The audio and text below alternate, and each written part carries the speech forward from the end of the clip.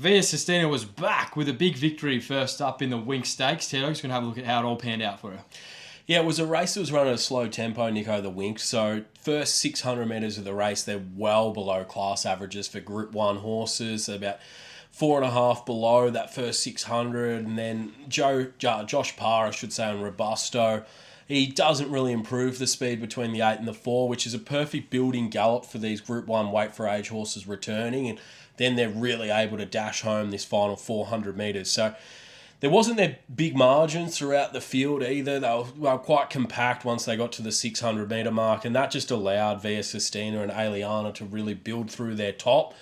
Via proves too good in the first contest between them in the Spring Carnival. I think they'll meet a couple more times.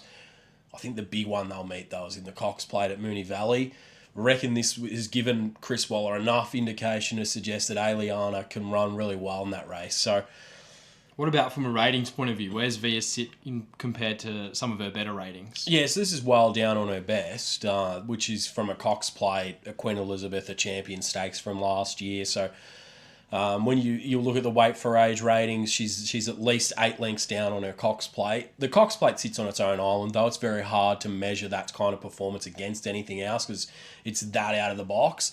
It's probably about 3 off where she rates in a Queen Elizabeth or a Champion Stakes. Wolf was the enormous run from the back of the field. I think Chad Schofield, if he has his time at the end, wants to stay inside rather than going to the outside of Diamond Diesel Light Infantryman. Cost him a lot of ground.